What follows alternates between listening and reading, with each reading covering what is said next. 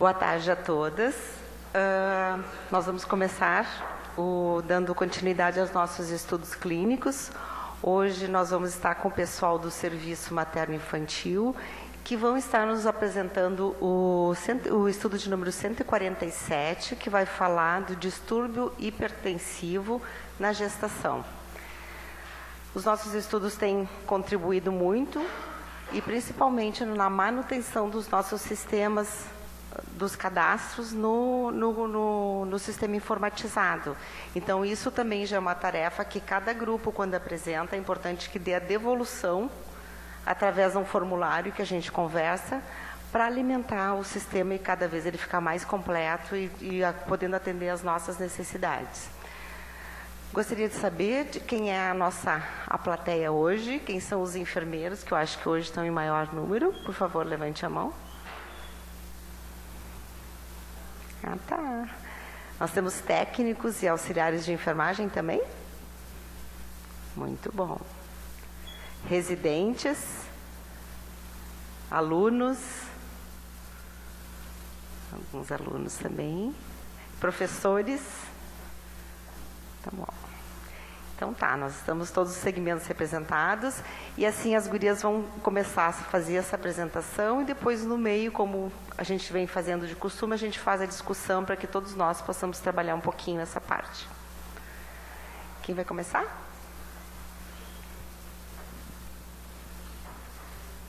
Só falar, né? Bom, para quem não me conhece, sou a enfermeira Ana Fraga, trabalho no centro obstétrico. Mais baixo? É que eu grito, né? Então tá. Então, pode passar, Márcia. O nosso estudo, então, representa uma mulher de 20 anos, encaminhada do pré-natal por níveis tensionais elevados, e ela interna para a investigação da pré-eclâmpsia. Então, internou no centro obstétrico, foi transferida da unidade de internação obstétrica, permanecendo por 27 dias, e com a alta hospitalar em 2 dias após o nascimento. Pode passar. Quando fala-se em distúrbio hipertensivo na gestação, nós não podemos deixar de lado falar sobre mortalidade materna, né? Visto que é uma das principais causas. Então, a Organização Mundial da Saúde, ela define como morte materna, a morte de uma mulher durante a gestação e até 42 dias após a interrupção dessa gestação, independente da idade gestacional, né? Devido à própria gestação ou à condução dessa gestação. Então, causas acidentais não entrariam como índice de mortalidade. Bom, como quinto objetivo de desenvolvimento do milênio, a meta aliás, a redução dessa mortalidade, cerca de 75% até 2015. Vocês veem que nós temos dados retroativos, porque é assim que acontece, né? Apesar de estar em 2016. Então, assim, 10 países, entre eles o Brasil, se conseguiu desde 1990 a 1912, 43% de redução nessas mortes, né? E dentre esses países, a Organização Mundial da Saúde ainda considera que não vai se conseguir essa redução até 75% até 2015, que passou, que agora estão tabulando os dados, né? Por as situações de morte e devido a um pré-natal deficitário, falta de qualidade dos profissionais, né? De doenças pré-existentes dessas mulheres. E uma das soluções seria realmente qualificar esse pré-natal, esse nascimento, além de captar essas mulheres que tenham problemas de saúde pré-existentes. Apesar de que houve essa melhora, assim, a redução, fiz questão de colocar esse dado, que em 1990 morriam 17 mil mulheres. E mesmo assim, agora em 2013, ainda é alarmante, 9.300 mulheres ainda morrem em decorrência da gestação. Pode diminuir, pode passar outra. Aqui, então, a causa da mortalidade materna, que é o que nos interessa, acho que não dá para ver direito, né? Que é hipertensão, que é o azul lá de cima, cerca de 21%, que é o maior índice de causa de morte no Brasil, é a hipertensão. No mundo é a hemorragia, mas no Brasil é a hipertensão. Pode passar. Então, numa gestação normal, os hormônios gestacionais ocasionam um aumento, então, da frequência cardíaca e do débito cardíaco. Isso em decorrência desse aumento médio de volume sanguíneo de 1,2 litro, é uma média, né, para prever a perda no final.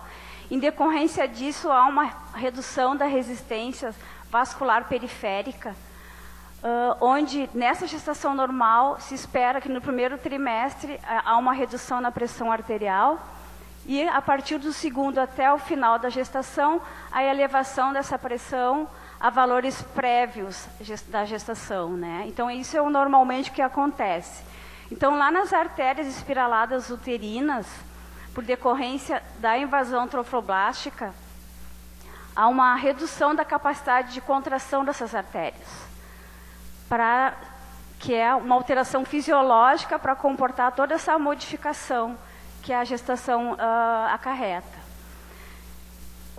Teoricamente, quando essas artérias elas mantêm uma capacidade de contração, e por ser uma invasão trofoblástica anormal, acarreta a hipertensão. Pode passar. Então, como critérios de diagnóstico de hipertensão, nós temos assim uma mulher que deve para se verificar então em repouso, que o manguito principalmente escolhido seja o adequado, né? Tem para obeso, então o perímetro braquial tem que ser adequado, de preferência o braço na altura do coração.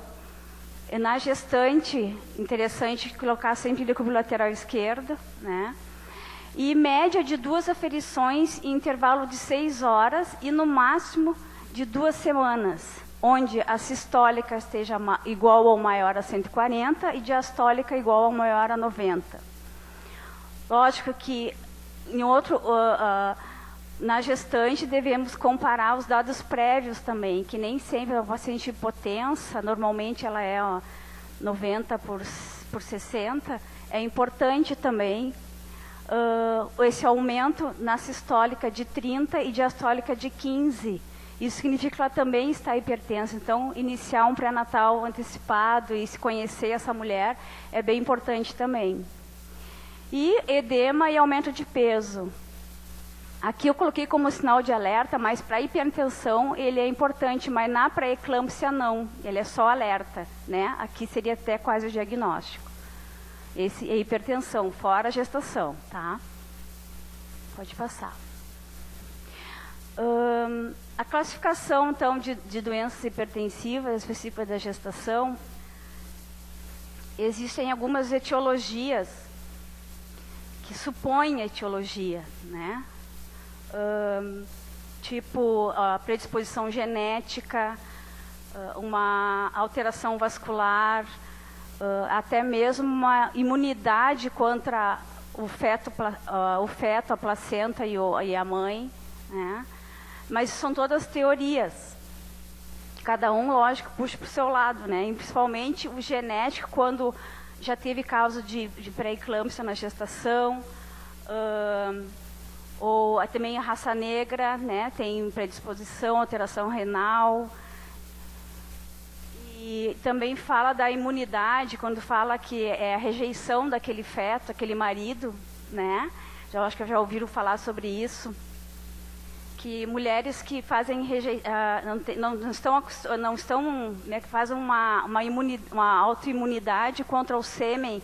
Então, aquelas mulheres que têm evidências científicas, aquelas mulheres que engravidam na primeira relação, né? Então, estão mais predispostas a ter uma pré-eclâmpsia, né? E até aquelas que têm uma distância maior de uma gestação a outra, ou que usem preservativos. Então, tem achados. Bom, 6 a 8% das gestações desenvolve hipertensão. E ela pode ser classificada em hipertensão crônica, hipertensão induzida na gestação. E a hipertensão induzida, ela pode ser dividida em pré-eclâmpsia e somente gestacional. Então, a hipertensão crônica também pode acontecer com a pré-eclâmpsia sobreposta. A crônica, o diagnóstico é quando acontece a hipertensão antes de 20 semanas. Né? E a pré-eclâmpsia a partir de 20 semanas. E normalmente a hipertensão crônica ela se resolve até 12 semanas após o nascimento. Né? Aliás, desculpa, ao contrário, continua. Ao contrário, até depois das 12 semanas de nascimento, continua hipertensa, significa que ela é hipertensa crônica, que se resolve tendo proteinúria pré-eclâmpsia, não tendo proteinúria e hipertensão gestacional. Certo, professora? Então tá. A pré-eclâmpsia se subdivide também em grave e leve. E a grave pode também, se não tratada, a decorrência é uma eclâmpsia e até a síndrome de HELP. Pode passar, Maria. Bom, a pré-eclâmpsia, então, não tem uma etiologia conhecida. O que se sabe, então, é que a proteinúria de uma amostra de urina em 24 horas tem que ser maior ou igual a 300 miligramas. E uma fita teste, que é tipo essas de urinária, né? Uma cruz ou mais em amostra já é evidência, né, de pré-eclâmpsia. E a relação, que é uma amostra de urina que nós mandamos para o laboratório de proteinúria e creatinúria, maior ou igual a 0,3 miligramas por decilitro. A hemoconcentração, o aumento de ácido úrico, plaquetopenia, menos de 100 mil, e maior gravidade, menor de 50 mil. Olha aqui o nosso risco de sangramento. Né? A elevação das enzimas hepáticas, TGO, TGP, LDH e bilirrubinas. Então, assim, a pré-eclâmpsia é uma doença multissistêmica, né? Então, é renal, hepática. Pode passar. Sinais e sintomas, então, hipertensão, cefaleia, náuseas ou vômitos, distúrbios visuais como escotomas, visão turva, diplopia, fotofobia, amaurose fugaz, que é a perda da visão temporária, né? Epigastralgia e dor no hipocôndrio direito. Esse slide, ele é bem explicativo, mostra bem os sistemas que estão envolvidos, né? Inclusive o edema pulmonar, o risco de hemorragia cerebral. Então, com todos os sintomas, como cefaleia, distúrbio visual, a proteinúria, insuficiência renal, hiperreflexia, a dor epigástrica e hipocôndrio direito com alterações hepáticas, e da gravidade da doença é de aumento da pressão hepática com formação de hematoma e ruptura do fígado, né? A hipertensão arterial e o crescimento intraútero restrito, CIUR, do feto e redução do líquido amniótico. Isso porque na ecodoppler que se costuma fazer, normalmente ocorre a resistência às artérias uterinas e umbilicais, acarretando em alterações no feto. Pode passar. Aqui nós temos, então, a eclâmpsia, que se a pré-eclâmpsia não for tratada, que é o que se usa os sulfatos de magnésio para isso não acontecer, né, que são as crises convulsivas, onde durante a gestação o risco é de 60,5%, o trabalho de parto é de 25% e no pós-parto de 3,5% se não tratada a pré-eclâmpsia com sulfato de magnésio. E 95% dos casos de pré-eclâmpsia têm sinais premonitórios, que é o slide anterior, né? Manifestam cefaleia, escotomas, dor epigástrica. E em casos mais graves, com lesão hepática, a paciente já passa a apresentar icterícia, lesão renal com a oligúria, anúria, E a lesão cerebral, no caso da crise convulsiva, que é o coma, né? Faz aneurisma. E tem mulheres que após 30 dias acontece uma crise convulsiva, se safa dessa situação e ainda forma um aneurisma e pode vir a romper em 30 dias. E o óbito dessa mulher, né? Pode passar. Aqui, então, a síndrome de HELP, que é hemólise, que significa hemólise, elevação das enzimas hepáticas e plaquetopenia. É um caso bem grave. E também o risco de não ser tratado de uma coagulação intravascular disseminada, que é uma desordem na cascata da coagulação, e essa mulher sangra por tudo que tu possa imaginar, e daí vira óbito também. Bem difícil de reverter esse quadro. Pode passar. E aqui a nossa porta do céu, né? Que é para exemplificar como essa doença é silenciosa e que pode ser realizado interferências, né, em cada degrau para prevenir e chegar a passar daquela porta ali, né? Que o quanto é grave essa doença, e quantas mulheres não fazem pré-natal. Há pouco tempo nós recebemos uma mulher pós-crise convulsiva em parada, né? E a gente perdemos essa mulher, assim, não fez pré-natal, escondeu, né? E já era hipertensa prévia, obesa. Pode passar. Então, aqui é o serviço materno-infantil, que é composto pela unidade de centro obstétrico e unidade de internação obstétrica. Nós temos a entrada, agora acho que a luzinha vai funcionar bem. É no 12º andar, então a entrada do centro obstétrico. Logo abaixo a recepção, aqui nós temos a secretária que faz o boletim de atendimento, o técnico de enfermagem que já faz a primeira acolhimento, verificando os sinais vitais. Logo atrás da parede ali, acho que tem uma parede ali, né? Tem. Não, acho que essa é antigo. Tem, né, a paredezinha ali. Ali é o nosso cantinho do acolhimento, que é essa salinha, onde fica o técnico e a enfermeira, onde se faz a classificação de risco. Então, as mulheres não são atendidas por ordem de chegada e não é feita uma triagem, sim a classificação de risco, né, onde define os tempos de atendimento e qual profissional deverá atender essa mulher, dependendo o risco dela. Pode passar. Ah, não, tenho mais uma, desculpa, pode voltar lá. Tem mais uma fotinho. Então, passando no consultório, define-se que essa mulher interna, e aqui nós temos uma sala de pré-parto, né, com material para métodos não farmacológicos, são individuais, propicia a presença de acompanhante, de livre escolha, e aqui ela fica até completar a dilatação, no caso, um trabalho de parto, ou fica em observação a mulher com pré-eclâmpsia. Pode passar. Bem à direita nós temos então a sala de recuperação. Essa é a segunda sala, nós temos uma antiga sem janelas e essa é a nova, é a número 2 com janelas, né? Dentro, isso já fica na área restrita. Logo adiante nós temos aqui o hall, onde tem o elevador que comunica a unidade de internação, aliás, a unidade UTI neonatal, a UTI neonatal e o centro obstétrico. Então, esse elevador só comunica essas duas unidades para o bebezinho, no caso dessa mulher que desceu por ali, né? E depois, nós temos a unidade de internação obstétrica, que fica no 12º andar. Desculpa, primeiro, acho que eu estou nervosa ainda. Não relaxei.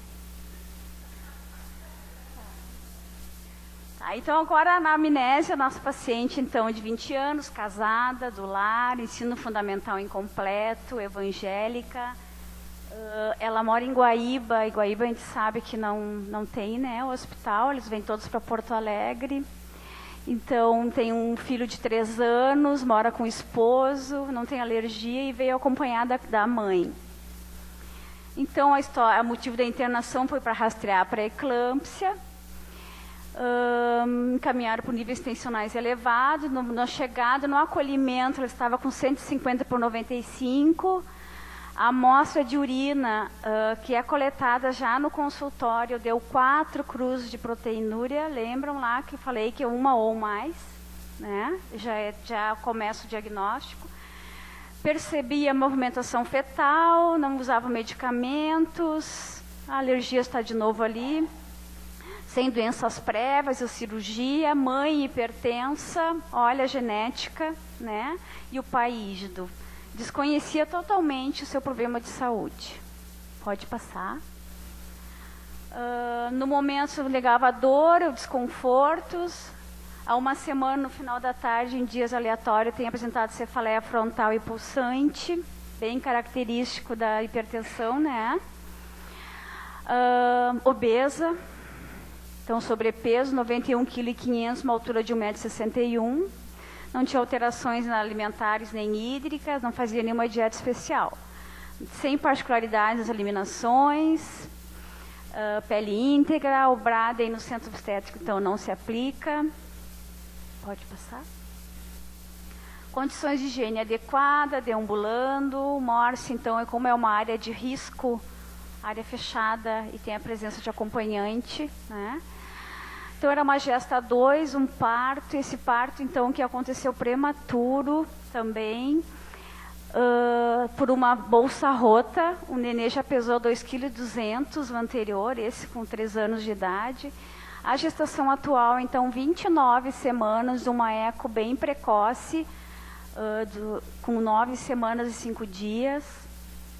Amamentou 6 meses o filho anterior. Então, presença de movimentação fetal, esse bebê era cefálico, batimento cardiofetais dentro da normalidade, mamas sem alterações, mamilos protrusos, dinâmica ausente, ela não tinha contração nenhuma. Pode passar. Opa, foi um a mais. Então, mora com o esposo, filho de 3 anos em uma casa própria, de alvenaria, com saneamento básico, estava ansiosa até por desconhecimento, né? Da doença, crê em Deus, realizou 8 consultas de pré-natal na unidade de saúde próxima à sua residência, imunizada então para tétano, ainda realizou vacina da gripe, 2 doses de hepatite B. Adequada capacidade para autocuidado e para a compreensão de informações, nega o uso de drogas lícitas e ilícitas, não havia apresentado nenhuma intercorrência no pré-natal até então. Teste rápido de HIV não reagente e demais exames de pré-natal sem alterações. Pode passar. Então, a conduta foi, após a consulta, encaminhada à sala de observação. Lá ela ficou em repouso, foi coletada a amostra de urina, relação proteinúria e creatinúria e os exames de gravidade. Exames de gravidade são todos aqueles, função hepática, plaquetas, hemograma. Tá? Solicitada a presença de acompanhante, posicionado a cama então rebaixada e a campainha próxima ao paciente, estimulado o repouso do decúbito lateral esquerdo, para melhorar a perfusão, né? Então, com educação, prevenção de quedas, indicação do paciente, direitos do paciente, gerenciamento de dor e higienização das mãos. Conduta específica, oriento quanto repouso no leito, mantendo o decúbito lateral esquerdo, sinais premonitórios de alerta, então, quando ela sentisse uma cefaleia, dor epigástrica, náusea, vômito, né? Visão turva, pontos cintilantes, era importante nos comunicar. Então, a coleta dos exames, direito à presença de acompanhante e comunicar alterações. Ela estava acompanhada da mãe, então mãe e paciente compreenderam as orientações. Pode passar. Ops. Então, frente a essa, quais os diagnósticos de enfermagem que você levantaria?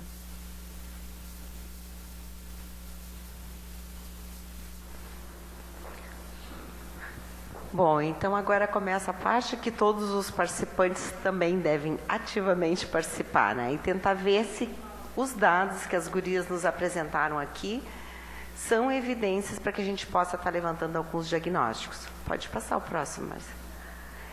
Então, lembrando do estudo, Vocês viram que tinha uma história bem completa, vocês já estão instrumentalizadas em relação ao diagnóstico médico também e já tem todas as características definidoras e fatores de risco que essa paciente tem frente à situação de vida que ela está nesse momento.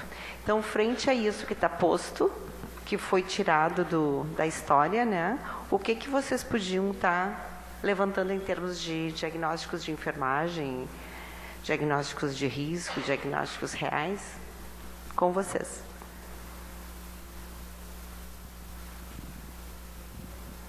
Vamos escrever aqui, ó. Se quiser escrever, tem?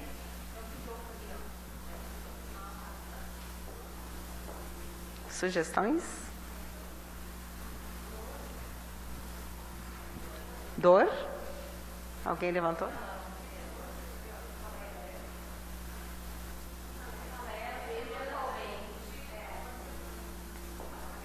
Eu só vou pedir para falarem no microfone para a gente estamos sendo gravados.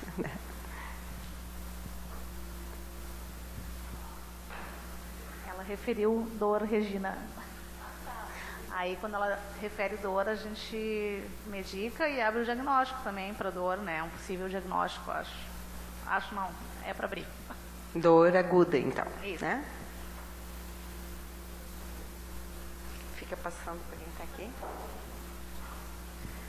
Ana, me ocorreu te perguntar se essa paciente tinha edema de membros.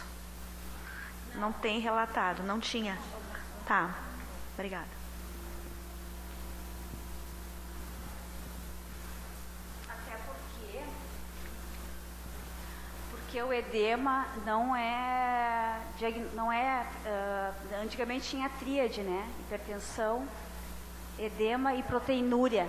O edema não é mais considerado como diagnóstico, porque a maioria das gestantes tem edema. Ele só é um alerta, aumento de peso, né? Opa, acende a luzinha, né? Mas ele não define. Acende a luzinha para investigar, mas ele não define.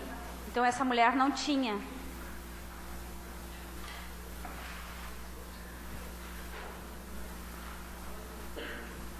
Eu sugiro o risco de perfusão tissular cerebral ineficaz relacionado aos níveis tensionais elevados.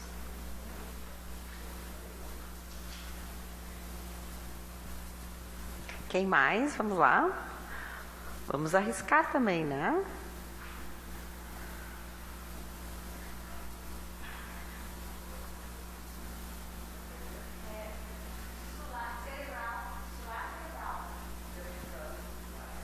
Foi o que foi dito.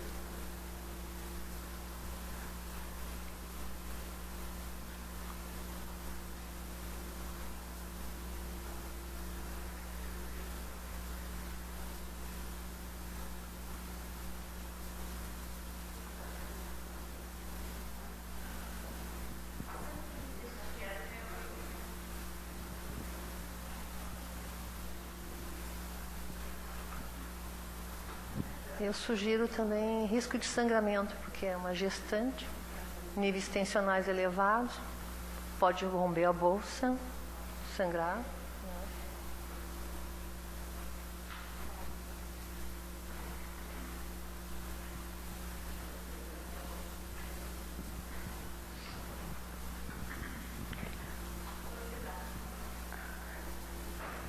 A ansiedade que foi falado.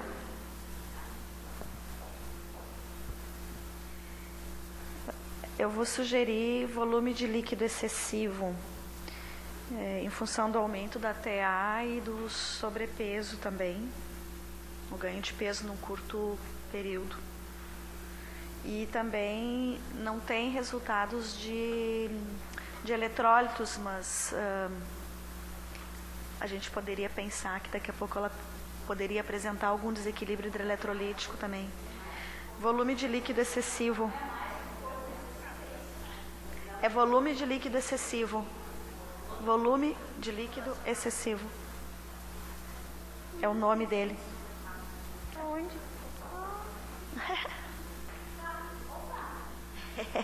A Carmen te ajudou.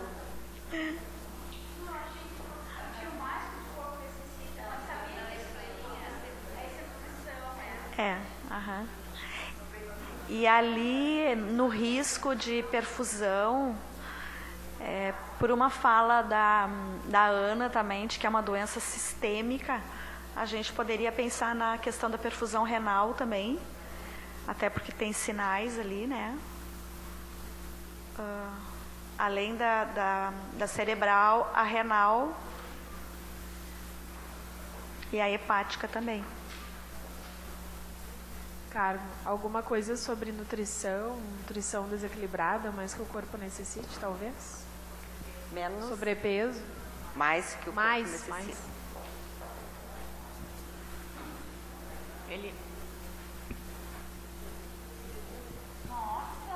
Viu só?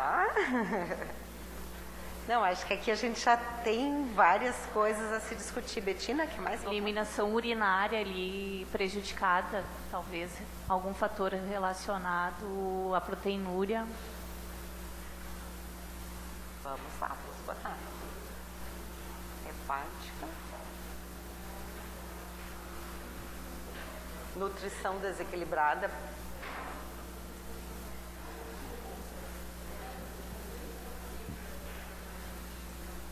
E o outro é eliminação.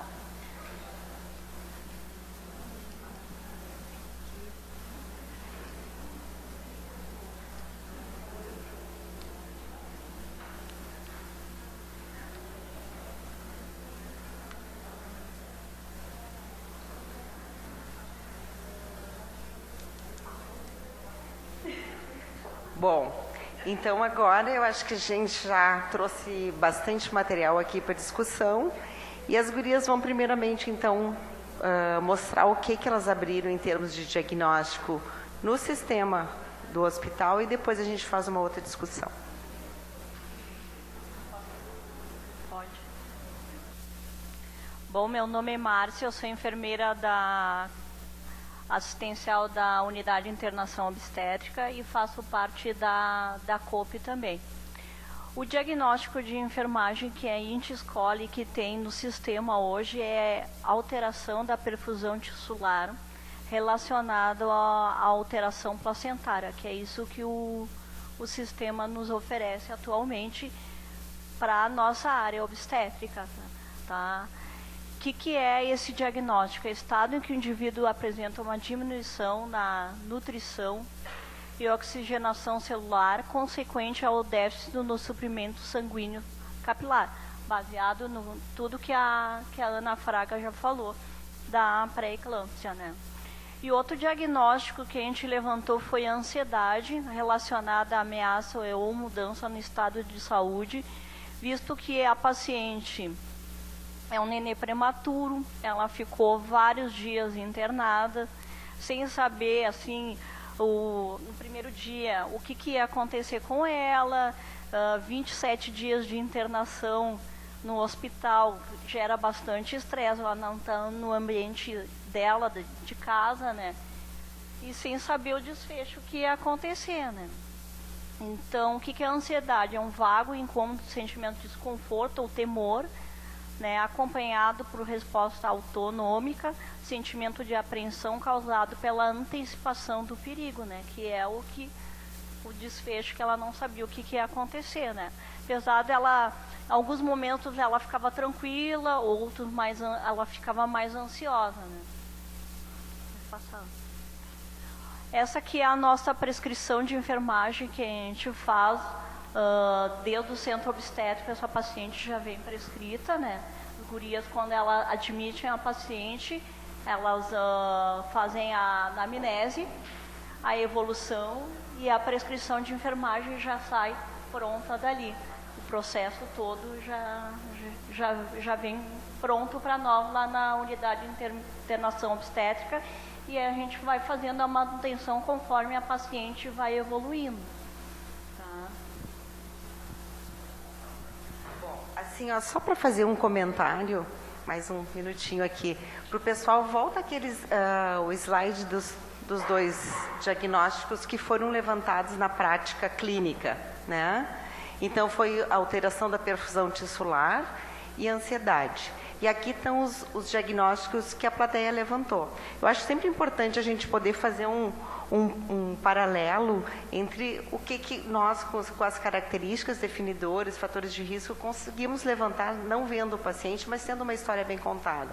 Então, assim, quando coloca ali a alteração da perfusão tissular, a gente já pode estar colocando que esse aqui, então, foi colocado, que esse aqui foi colocado, né? Porque a gente está falando de perfusão cerebral, que está aqui, isso aqui, esse aqui também. Foi levantado aqui no caso, foi levantado dor, e na verdade estava correta, porque tinha cefaleia, né? Então a gente tinha as características definidoras. No caso, as gurias na vida real não levantaram esse, mas ao mesmo tempo elas tinham cuidados que davam conta, porque esses cuidados também estavam relacionados dentro dos cuidados. Então, digamos que seria já uma definição do qual é o diagnóstico mais abrangente, o diagnóstico principal, que tu consegue tratar aqueles outros diagnósticos menores, né? E a relação da ansiedade, que também foi outro, né? Que está aqui relacionado. As questões do volume de líquido excessivo, acho que as gurias podem estar me ajudando, mas na verdade eles acabam sendo tratados quando a gente pensa nos diagnósticos de alteração da perfusão. Eles têm controle hídrico, eles têm uma série de cuidados que dá conta disso. Risco de quedas, na verdade, o pessoal acaba não levantando o diagnóstico muito, por quê? Porque é considerada uma unidade de risco de quedas, ou seja, as medidas já são implementadas, mas na verdade tinha uma condição especial. Se a gente vai, uma gestante sempre ela está com, né, ela tem mais risco, né, em função de toda uma alteração corporal, né? E se tu for ver no risco de perfusão tissular cerebral, a mulher que tem risco de fazer convulsão, né, já se tem o cuidado da cama baixa, grades no leito, campainha próxima ao paciente e acompanhante, né? Então já está, né, implícito no risco de perfusão da tissular cerebral. Sim, e só dando continuidade, então eu acho que assim, a gente consegue chegar muito próximo, e se não coloca aqui, elas escolheram os principais, mas os cuidados daquilo que foi levantado aqui, está tudo contemplado e está justificado, né? Então, parabéns para toda a plateia também.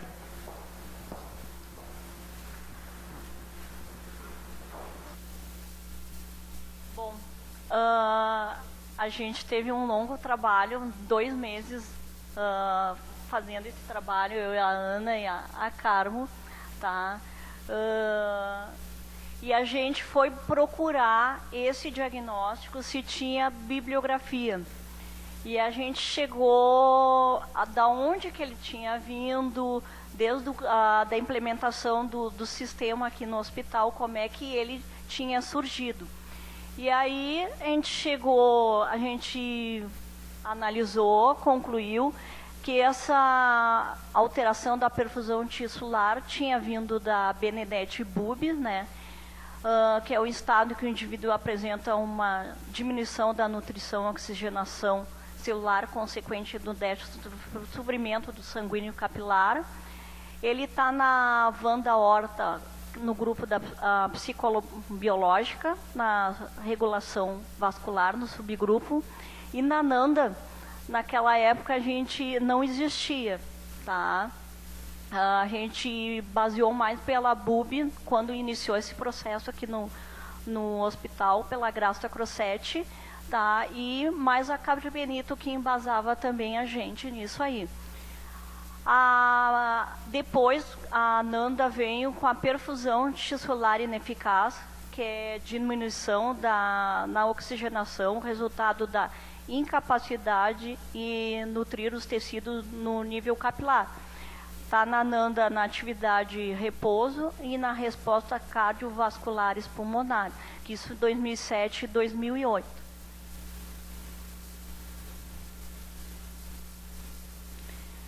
Esse diagnóstico, então, na Nanda, em 2009, ele foi retirado, tá? E eles botaram em subgrupos, na verdade. Eles tiraram o título aquele e botaram em subgrupos. Fizeram em tipos: renal, cerebral, gastrointestinal, cardiopulmonar e periférico. Então, eles subdividiram, na verdade, né, o diagnóstico. Tá? Então, ficou o risco de perfusão tissular cardíaca diminuída, o risco de perfusão renal ineficaz, o risco de perfusão tissular cerebral ineficaz e risco de perfusão gastrointestinal ineficaz. Então, está, sim, classificado na NANDA. E o diagnóstico, na verdade, a paciente tem é multissistêmica, ela tem várias alterações, conforme a Ana falou, alteração hepática, renal, cardíaca. Então, e a gente, baseado em estudando bastante na área ginecológica, obstétrica, a gente resolveu sugerir um diagnóstico. Então, essa é uma sugestão nossa para a COP, tá? E vamos encaminhar para a NANDA, né? Pretendemos encaminhar esse diagnóstico para a NANDA, porque não existe na NANDA esse diagnóstico. Então, a gente está sugerindo o risco para perfusão tissular ineficaz, que é multissistêmica. A definição que a gente sugeriu é vulnerabilidade a uma diminuição da circulação nos tecidos que pode comprometer a saúde. O fator de risco que a gente elencou aqui é a hipertensão na gestação. Tá? O resultado que a gente pretende com isso, baseado na NOC, né, que é a meta que a gente quer, é perfusão tissular celular, tá? Que é a adequação do fluxo de sangue através da vasculatura para manter a função do nível da célula. Está no domínio saúde fisiológica, classe cardiopulmonar, e os indicadores que a gente selecionou, elencou para a nossa paciente a pressão arterial, a dor de cabeça, a náusea, o vômito, a dor, o nível reduzido de consciência e o débito urinário. Tá? E a gente tem a escala para que a gente vai do 1 até o 5. O 1 é o desvio grave da variação normal, o 2 é o desvio substancial, o 3 é o moderado, o 4 é o leve e o 5 é nenhum desvio, né? A gente pretende que a paciente não tenha nenhum desvio. As intervenções que tem na NIC, tá? E que tem no AGHUSE hoje, que a gente elenca conforme aquele diagnóstico que a gente usa atualmente, são esses aqui que a gente eu mostrei antes a prescrição de enfermagem. As intervenções na NIC está no domínio fisiológico complexo e a classe no controle da perfusão tissular. O que a gente quer com isso? Promover a perfusão tissular dela, a cardíaca, a renal e a hepática, manter o equilíbrio para que ela não convulsione, para que ela não entre numa síndrome de HELP, para que isso mantenha tudo bem para ela e para o feto. Então, é o controle hídrico, a terapia endovenosa, a monitoração hídrica, monitorar o peso dela, porque ela pode começar a reter líquido, pode começar a edemaciar, manter sempre a TA boa, né, frequência cardíaca e o estado respiratório dessa paciente. E precauções contra sangramento, que ela pode descolar a placenta, a pressão aumenta, ela pode ter um descolamento de placenta nisso.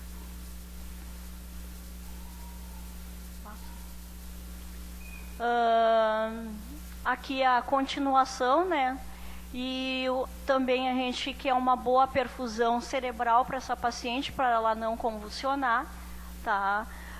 O domínio fisiológico complexo, a classe é controle neurológico, promoção da perfusão cerebral dela, promoção da perfusão adequada e limitação ou complicações para a paciente com ou em risco de perfusão cerebral inadequada. O que a gente quer? Monitorar o estado neurológico, administrar medicação para a dor, né? Monitorar a pressão arterial, a ingestão e a eliminação de líquidos, fazendo um balanço, e monitorar a ocorrência de sinais de sangramento.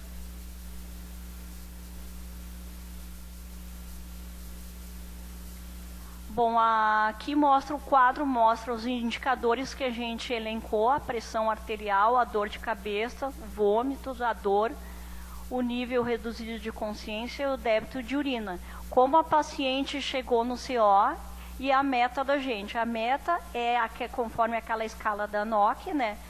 Para ela ter... O ideal é ela não ter nenhum desvio, né? O 4 é o leve, tá? E ela chegou no CO com uma pressão arterial de 4, dor de cabeça ela não tinha, vômito ela não tinha, dor ela não tinha, nível de consciência também ela não tinha e débito da urina também não. Ela... 24 dias, tá? Aí ela ganhou o bebê e foi para a unidade de internação obstétrica. Lá ela começou a ter alteração da pressão, aumentou um pouco a pressão dela depois que ela ganhou esse bebê, e aí a gente foi para o 3 ali, né, que é o moderado, né. E na alta dela, a pressão dela estava normalizada, até porque eles não liberam os médicos. Se a pressão dela não está normalizada, os médicos não liberam ela até normalizar os níveis tensionais dela. Bom, a gente estava falando só da mãe até agora, né? Manter a mãe em equilíbrio, mas a gente não pode esquecer que a gente tem um bebezinho lá dentro, né? E esse bebê também a gente a gente está sugerindo. Esse diagnóstico não tem no AGHUSE, tá? Esse diagnóstico tem na NANDA atualmente, e baseado na gente ter estudado, a gente viu que esse diagnóstico também seria o ideal usar aqui para cuidar da parte fetal, do bebezinho, tá? Então, esse diagnóstico é risco de binômio mãe e feto perturbado.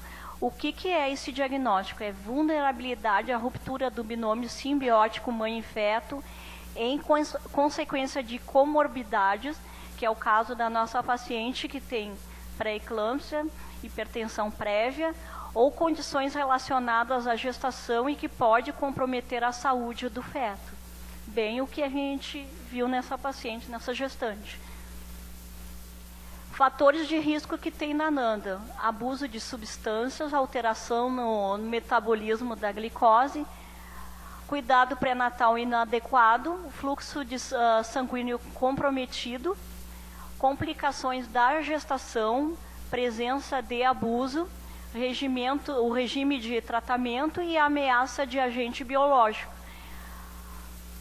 Esse diagnóstico também pode ser usado para se a gente for fazer, a gente pode usar para outras pacientes, a gente pode desenvolver isso também, porque eu tenho as diabéticas, aqui eu vejo as pacientes HIV na ameaça de agente biológico, mas tudo isso a gente pode estar desenvolvendo.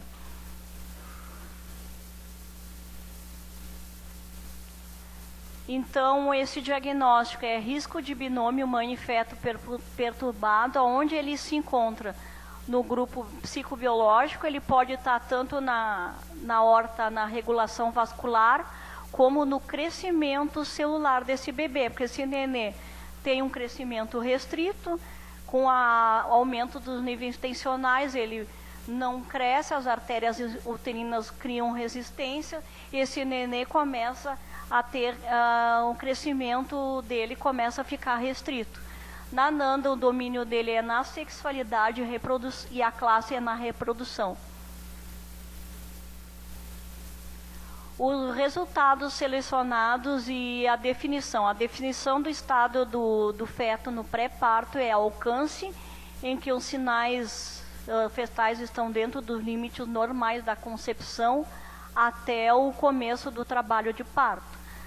Tá na NOC, o domínio é saúde funcional, a classe é o crescimento e desenvolvimento, e os indicadores que a gente selecionou para essa mãe e para esse bebê é a frequência cardíaca fetal, que é importante, sempre a gente ausculta os BCF dessas gestantes, tanto no CO, como a rotina delas, como na UIO a gente vê e evolui todos os dias essas gestantes, né?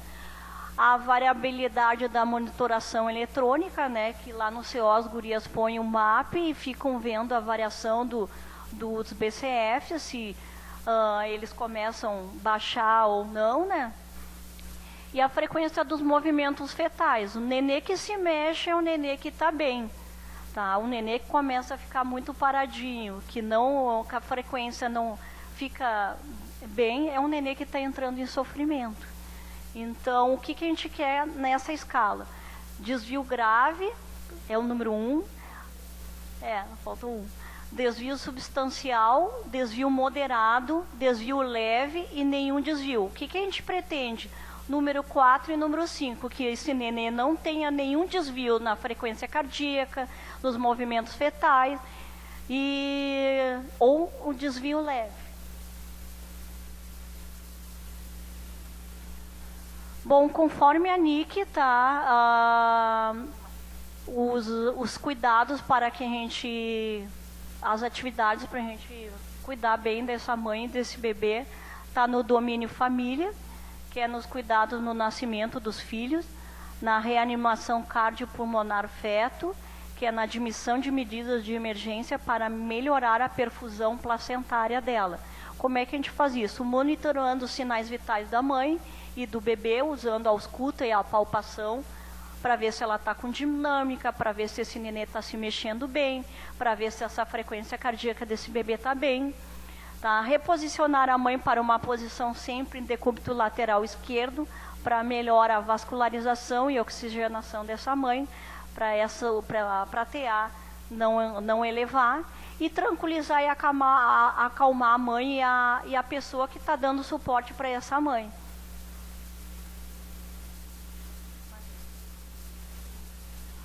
Bom, para esse diagnóstico, risco de binômio mãe-feto perturbado, a gente, como é que ele chegou? A meta é a 5, né, que não tenha nenhum desvio.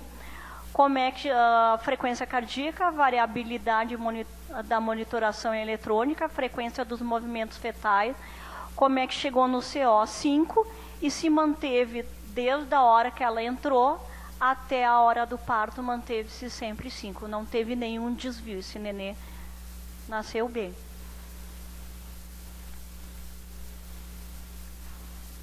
Bom, isso aqui é uma evolução de enfermagem, né? Essa paciente sente-se ansiosa pela suspeita da doença, né? Quer falar?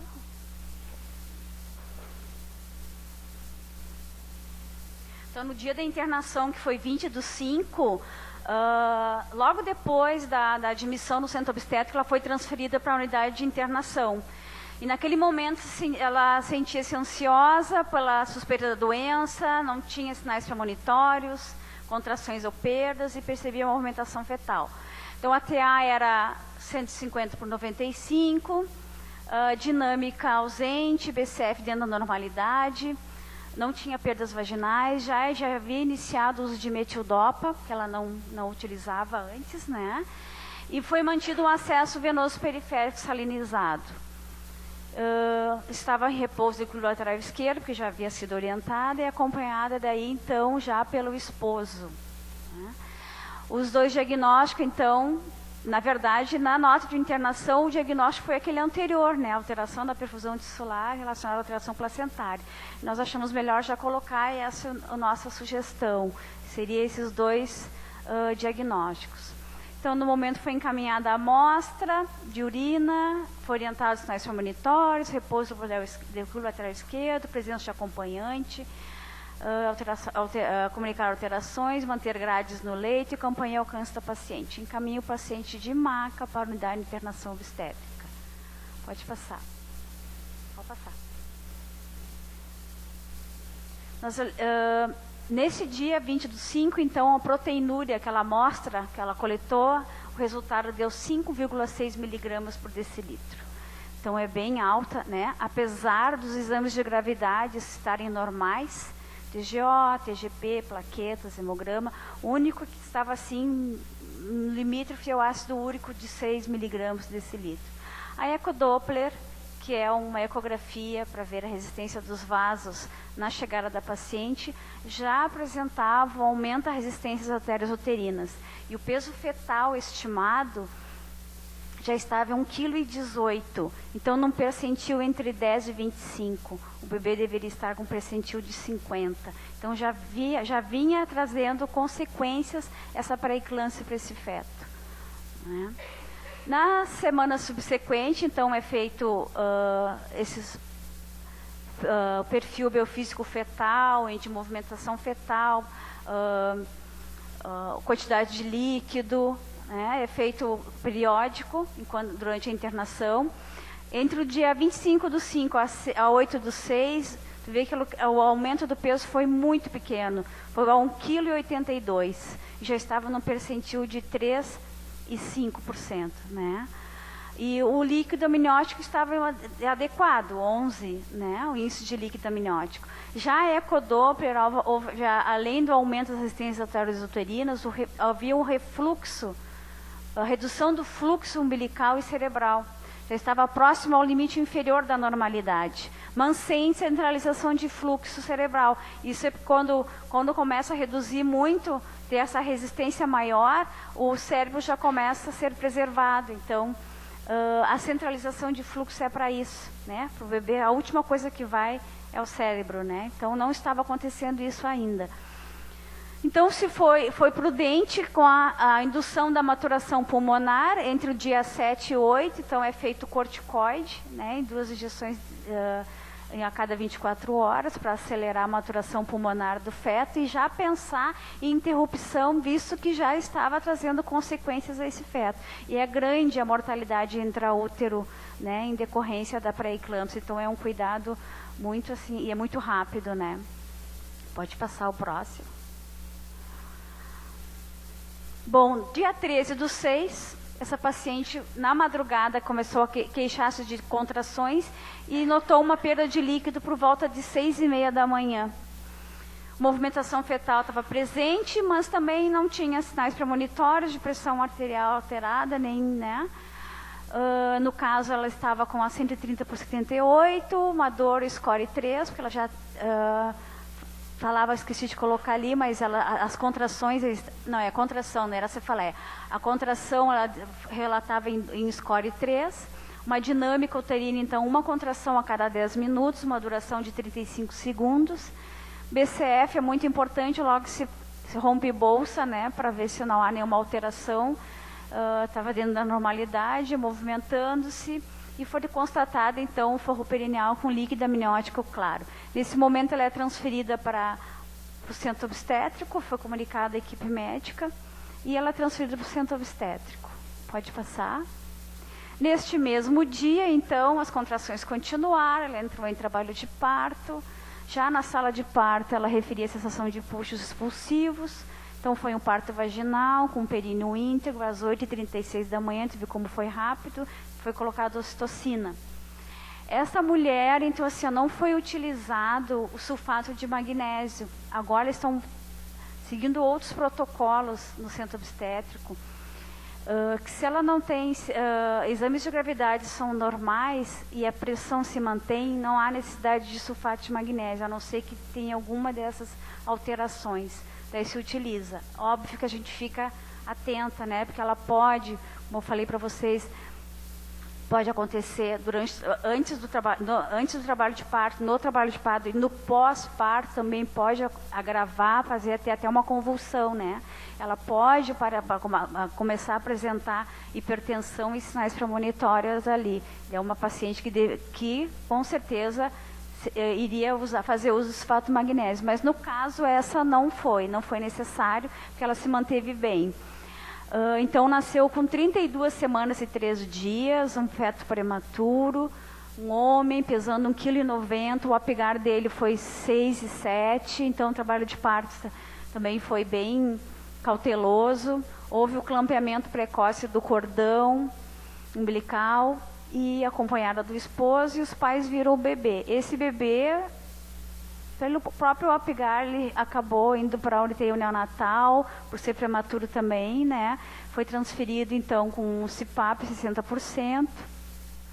E os nossos diagnósticos, então, o risco de perfusão tissular foi encerrado, o risco de binômio mãe-bebê perturbado também foi encerrado, e daí foram elencados outros diagnósticos, que é do trabalho de parto, que é a dor do parto, e o risco da amamentação ineficaz pela prematuridade. Essa mulher, então, logo depois dessa recuperação, ela ficou bem, ganhou alta, foi para a unidade de internação obstétrica, e lá ela fez um pico hipertensivo, cefaleia, né, mas foi medicada e não passou disso, porque também não é só isso, foi coletados novos exames de gravidade para ver se não mudou a situação dela, né, para ver se ela não teria que ficar mais tempo internada e também fazer o sulfato. Às vezes ela volta, ela está na unidade de internação obstétrica, acaba voltando para o CO para fazer o sulfato de magnésio, como puérpera, né. E 15/6, então, a mãe ganha alta hospitalar e o bebê fica internado na ANEL até ter condições de alta, né? 2 quilos. Pode passar. Então, as contribuições do nosso estudo: melhor compreensão do processo de enfermagem, com o uso da taxonomia da NANDA, NIC, NOC. Revisar e criar um novo diagnóstico de enfermagem, em consonância com a literatura atualizada, bem como as necessidades levantadas da unidade. Bom, aperfeiçoar a assistência de enfermagem nem se fala, né? Porque a gente partiu de um diagnóstico assim que a gente usava achando que serviu muito na época, né? E depois a gente viu que não era só isso, né? Então, visando a acurácia do diagnóstico de enfermagem, implementar cuidados que promovam uma melhoria na assistência e encaminhar esse novo diagnóstico para validação para a NANDA, né? É isso. Essas nossas referências. É isso aí, pode passar. Obrigada.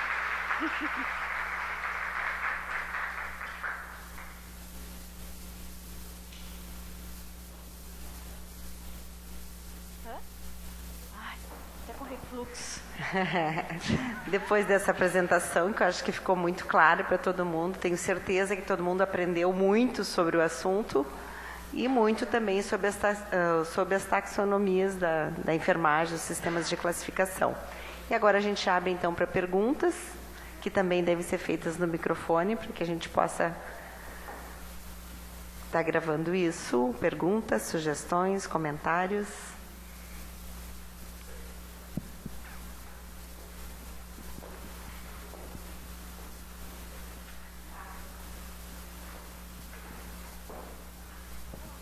Ficou muito bom, gurias, gostei muito de assistir.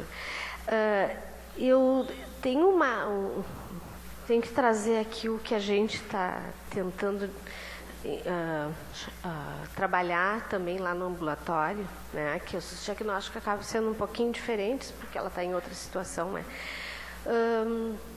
Ali, quando vocês têm os indicadores, dá para voltar ali onde tem um que tenha indicadores, né? Da NOC ali. Vai voltando ali. Pode ser esse aí. Não, tem um... Isso. Ali, ó. A nossa grande dificuldade, né? Não, mas não faz mal. Pode ser esse aí. É só para ver como é que se vocês já estão fazendo isso. Quando a gente chega nos indicadores e a gente tem essa escala, tá? Como é que vocês definem que o desvio é grave, o desvio é substancial, o desvio moderado, leve ou não tem? Os mais fáceis são os das extremidades, a gente já sabe, né? Vocês já estão pensando isso? Porque a gente, né, é uma aplicação que a gente está querendo fazer, mas é bem difícil. Porque eu acho que a gente tem que trocar essas ideias, né? De como que vocês medem. Eu sei que é substancial, eu sei que é moderado. É subjetivo, né? Essa é a minha pergunta. Vocês já pensaram isso, assim? Na verdade, eu acho que essa é uma questão maior, assim. Eu acho que está aí um dos impasses da utilização no dia a dia da NOC antes de uma etapa preliminar, por exemplo, que é fundamental. Eu acho que isso que tu traz, assim, é exatamente essa dificuldade. O que é desvio grave? Quando que eu vou saber quando é substancial e quando é moderado? E, na verdade, o que se vê hoje em termos de pesquisa é que precisa haver uma definição operacional de cada um dos itens. Por exemplo, quando a gente avalia dor, a gente já tem um esquema, um jeito de... que a gente já poderia estar usando o NOC Tem a tranquilamente, escala. porque a gente tem uma escala. Quando tem Então, números é 5. mais fácil. Exatamente, quando tem 5 pontos, né? Tu pega lá, de 0 a 2 é 1 e tal, e assim vai indo. Peso também. Existem algumas escalas já, exatamente, escala de hipertensão, de valores, quando realmente tem algumas coisas numéricas, fica mais fácil. Mas eu acho que esse é um dos grandes desafios de implantação da NOC na prática assistencial. Porque a gente vê que é bem subjetivo daí, né? É isso que é só para pensar, tá, Guriza? Assim, Sim, a gente tem essa dificuldade. Eu, tá assim, no tentando caso, encontrar. na frequência cardíaca fetal ali, ó, eu consideraria só o desvio grave, o leve e o sem desvio. Porque se ele, na frequência de batimento, ele faz uma bradicardia, ele já é grave, ele já tem que interromper essa gestação, tirar esse neném logo. Entendeu? Entendeu? Isso que a gente percebe. Quando a gente tem 3, a gente consegue, Sim. mas 5 O que é o substancial moderado, né? Se, bom, a gente tem que seguir, né? É o que está lá na NOC, a gente tem que seguir. Mas daí tu fica assim, ó, pô, mas o grave já, lógico, bradicardia fetal, tu já vai interromper a sua gestação. Agora, o que é o substancial? O que é o moderado? O leve também, uma DIP-1, né? Que é uma bradicardia junto com uma contração, ou uma DIP-2, que é uma bradicardia depois que passa a contração, né? Talvez isso. É o que a gente está percebendo, que isso vai ter que ser combinado. Né? Não, para não ser subjetivo. Sim. No caso da frequência cardíaca é fácil, mas daí assim, ó, na frequência de movimentação fetal, ou ele tem ou ele não tem. Ou a mãe relata que, reduziu a movimentação, eu estou acostumada com o pique dele e agora está diferente, né? Assim, será que ele não está dormindo? Será que não está dormindo, né? Sobre essa questão, a gente tem discutido bastante, inclusive com as autoras da NOC, né? E ainda agora em maio a gente tornou a encontrar com elas e conversar sobre isso. Na pesquisa, a gente sempre tem utilizado definição operacional para cada um dos níveis da escala. Na prática clínica, a gente tem que pensar e selecionar muito bem, porque aquele monte de indicador que a gente coloca num projeto de pesquisa é inviável lá na prática clínica. O que elas dizem, as autoras da NOC, baseado na tua fala? Que não precisa definição operacional, porque o enfermeiro ele é soberano no julgamento clínico dele e que existem diversos fatores que ele vai ser capaz de associar na hora do julgamento e escolher se é 1, se é 5, se é 3, e que às vezes ele pode entender, como tu disseste, que tu tem 3 níveis e que tu dando aquela nota tu já tem que acionar a equipe médica ou não. Então elas são muito resistentes a esse jeito que a gente tem feito a pesquisa com definição operacional, né? A gente está fazendo pesquisa para tentar buscar resposta que não se tem ainda, né? Elas na classificação batem pé de que não precisa e por isso não tem. E elas aceitam que tem então 3 níveis e não 5. Tem coisas que a gente tem alguns indicadores que vão só com 3 níveis tu consegue. Não tem como estratificar em 5. Né? O que elas colocam? Um resultado é um conjunto de indicadores. Para esse conjunto de indicadores, quando tu pega a NOC, tu tem que ter uma escala. Mas, se o enfermeiro achar que apenas um indicador desse resultado é suficiente para avaliar aquela condição do paciente e que... só que elas não podem tirar os 5 níveis da escala, porque tu contempla um conjunto de indicadores. Mas para alguns, a presença ou a ausência já é suficiente para ser um mau ou um bom indicador, né? E por isso que elas dizem que é julgamento clínico e que o enfermeiro é soberano no uso da classificação, né? É isso que elas têm dito.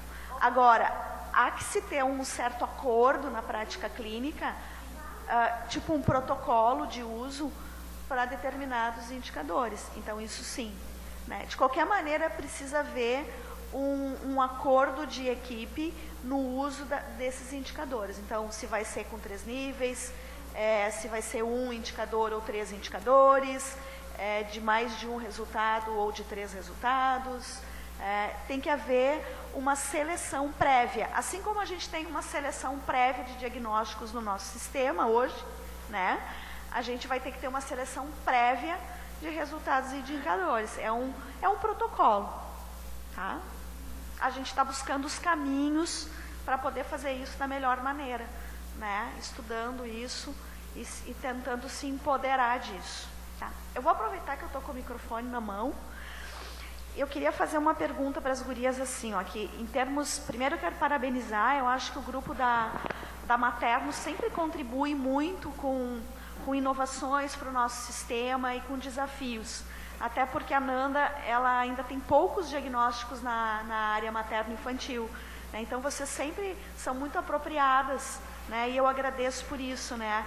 A gente tem modificado o sistema aos pouquinhos, né? Por exemplo, dor do parto não tinha, vocês já tinham sinalizado que era diferente da dor, a gente usava conforto alterado porque dor aguda não era apropriado, até que entrou na NOC em 2015, mas vocês já tinham sinalizado e já trabalhavam numa concepção mais adequada. Então, eu parabenizo o grupo sempre por isso, né? E agora, pensando nessa nova mexida, né, no sistema, primeiro, assim, o diagnóstico que já tem, que é mais fácil para nós colocarmos no sistema, que é o risco do binômio ali, de alteração, mãe e feto alterado, né? Ele tem vários fatores de risco, né? Para essa condição, vocês utilizaram o fluxo sanguíneo comprometido, super apropriado, e poderia também usar complicações da gestação, para esse caso. Mas a gente tem uma outra questão, por exemplo, o uso de substância. A gente tem hoje muitas puérperas dependentes de crack, né? Então, também tem esse risco de binômio mãe-feto perturbado pelo uso da substância. Aí eu fiquei pensando, vocês fecharam o diagnóstico, no caso, em seguida, porque vocês entenderam que pelo fator de risco, que era fluxo sanguíneo comprometido, ele não existia mais, né? Mas esse é um diagnóstico que ele poderá ter uma aplicação mais ampla, né? Quando o fator de risco ele for diferente. Então, achei muito interessante, acho que isso na nossa... que pode pegar desde o pré-natal até o puerpério, né? Depois. Então, achei bem bacana. Então, acho que esse a gente pode já conversar num próximo encontro da COP, amadurecer e ver o que nós colocamos dele no sistema, como a gente sempre faz. Então, achei sensacional que vocês descobriram lá no livro, né? Que ele já existia, a gente não usava. A outra questão que eu acho bem procedente é em relação à perfusão, né? E aí, a gente tem que pensar assim, essa mulher em pré-eclâmpsia, ela tem um risco de perfusão alterada ou ela já tem uma perfusão alterada? Porque nisso incide o tipo de diagnóstico que a gente vai criar ou propor para criar. Se é um real, com foco no problema, ou se é um de risco. Então, essa é a minha primeira pergunta, né? E depois eu faço... Essa é a polêmica desde o início, né? Que eu e a Márcia começamos.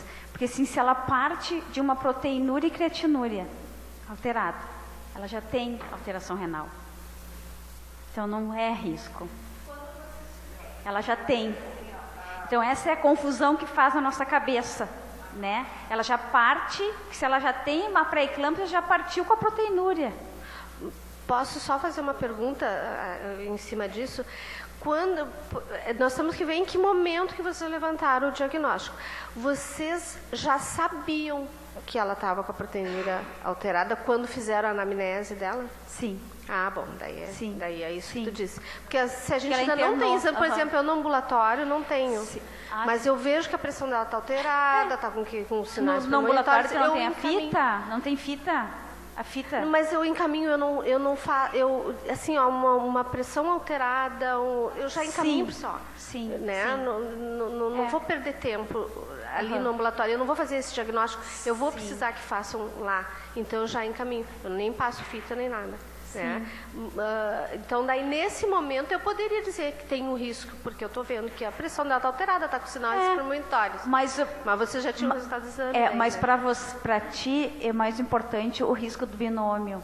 Sim, eu ausculto que é uma diabética, uma mãe diabética. Eu ausculto o bebê e já encaminho, porque eu sei que eu não vou mandar ela no para caso casa. da pré-eclâmpsia é um diagnóstico, é uma como é que se diz quando tu tem uma desconfiança, como é que se diz?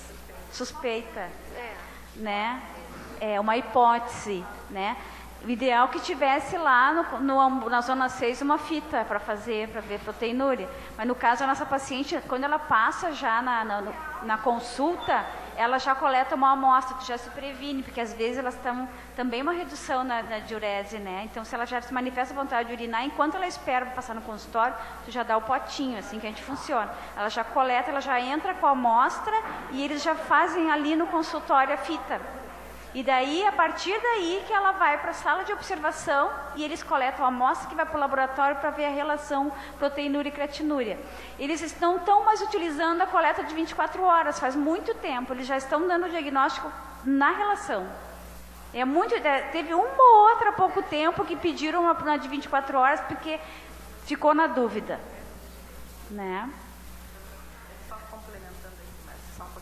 Em relação à nomenclatura dos diagnósticos, né? Na NANDA, antes, eu acho que foi lá quando tinha um outro diagnóstico ali também, a NANDA tinha vários diagnósticos que falava de perfusão e ela falava em perfusão. E depois, numa edição posterior, ela substituiu todos os diagnósticos de perfusão que tinha por risco de perfusão. Então, assim, entendendo que até que os enfermeiros, de repente, em alguns momentos, não teriam condições de fazer o diagnóstico em função de não serem o solicitante dos exames, alguma coisa, e que por isso ficaria no risco. Para mim, o risco eu tenho muita tranquilidade de estar colocando o diagnóstico de risco mesmo com características definidoras, porque, na verdade, o risco permanece. Não é porque já tem proteinúria que não continua com o risco de piorar essa perfusão e tudo mais. Assim como a gente pode fazer essa analogia pensando no diagnóstico de risco de sangramento. Um paciente que está plaquetopênico, ele tem o risco de sangramento. Ele pode sangrar e ele continua com o risco de sangramento, mesmo sangrando. Bom, se ele sangrar muito, que vai comprometer o fluxo sanguíneo, eu posso pensar em volume de líquidos eficiente, eu posso pensar em outros, né, débito cardíaco diminuído, alguma coisa. Mas igual mesmo com a parte ativa. Então, acho que por isso que se aplica todos esses mesmos que já tenha até características definidoras. Mas, Luísa, voltando lá, tu pode utilizar, sim, o risco de perfusão tissular ineficaz naquela hipertensa, porque ela pode fazer uma pré-eclâmpsia sobreposta, né? Enquanto ela é hipertensa, está na gestação, tu pode utilizar, porque ela corre o risco de, né? Porque tu pode fazer uma sobreposta, né? Então, é adequado, sim, né? Não precisa ter o diagnóstico de pré-eclâmpsia, tu pode colocar como risco de. E daí a nossa dúvida é essa, assim, que a gente quer recorrer aos pessoal, se tu parte de uma doença que tu já tem uma alteração renal e ela tem o risco de continuar essa alteração na hepática, né? Fazer até plaquetopenia e causar patologias mais sérias e até vir a óbito, né? E daí sim é o risco, mas ela já parte de uma alteração renal. Assim, então eu não consigo ver assim o risco. Eu discuto ainda o nome, assim, acho que é uma coisa que é para a gente levar adiante para mandar uma solicitação de validação assim com bastante base teórica. E aí a gente descobre assim, meu Deus, como a gente precisa estudar para conhecer, né? Meu Deus. Só para eu fechar isso, né? Então, claro que a gente não vai esgotar aqui. Como a Amanda disse, a gente tem que estudar bastante. A Márcia ficou... Não, é o que vocês estavam falando. Fala, Márcia. Parabéns, gurias, porque a gente sabe como vocês foram 2 meses, né, de preparo e de encontros, assim, e a gente sabe da ansiedade que gera, assim, né. Então, parabéns, tá? A única coisa que eu fiquei, assim, em dúvida é sobre esse diagnóstico do binômio, né, ali, que é uma coisa, tem no livro, né, mas pra gente é novo, né. A gente discutiu aqui para nós, para esta paciente, seria, eu acho que o mais importante seria o primeiro. A gente não levantaria esse risco de binômio, sabe? Porque ele contempla, até é bom a gente saber que ele existe, que tem, né? Para as outras pacientes, para as outras gestantes, assim, mas nesse, eu não colocaria os dois, assim, né? Até porque os cuidados que a gente vai levantar para essa paciente são os mesmos, né? Nós ficamos em dúvida, né?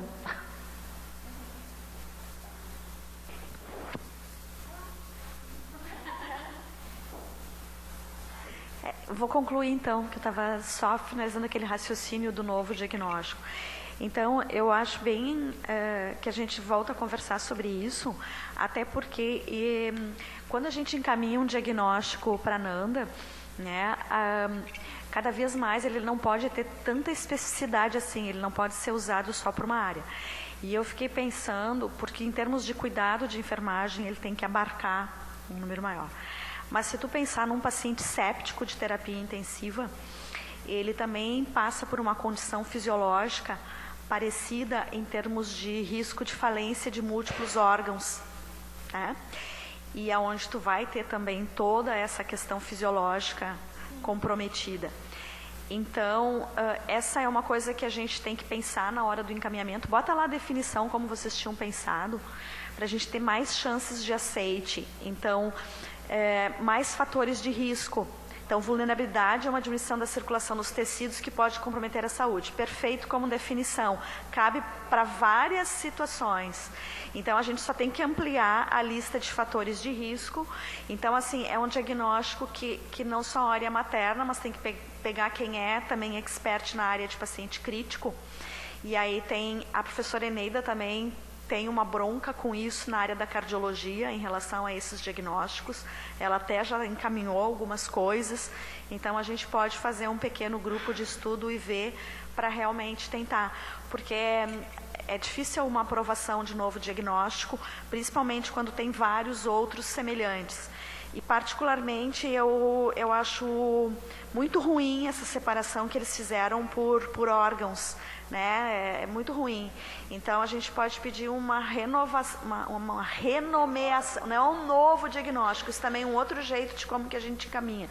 Não é um novo diagnóstico, é uma readequação dos existentes, né? Então, é visto com outros olhos, assim. Então, só para colocar isso para vocês, tá? Mas a ideia é muito boa e vamos ver se a gente consegue tocar. Mais alguém gostaria de fazer alguma colocação? Então, acho que nós já estamos dentro de um horário bem bom, acho que vocês conseguiram, né? A gente teve 1h30 desse trabalho aqui. Agradeço a participação de todos. E depois fica também, isso vai ficar no YouTube, que vocês mais tarde podem estar acessando também, ok? Apesar de eu ter muita coisa para falar, eu me esqueci da metade, mas tá bom. Tá, eu queria ainda fazer uma consideração, que eu acho assim, que cada vez mais a gente tem na nossa plateia os nossos colegas que compõem a nossa equipe, os técnicos de enfermagem. E o quanto que o trabalho de vocês é essencial no cuidado e na monitoração desses pacientes críticos, porque é uma paciente crítica, né? E que bom que vocês estão conosco discutindo isso. Então, eu queria ressaltar a importância da presença de vocês e o quanto que lá está verificando sinais vitais, essas condições são assim, essencial para a gente estar tendo um desfecho satisfatório, né? Então, eu queria poder agradecer, porque eu vi que hoje tem muitos técnicos aqui, tá? E como é bom, assim, ver aquela pessoa que executa a intervenção e saber por que está fazendo, né, gurias? Né?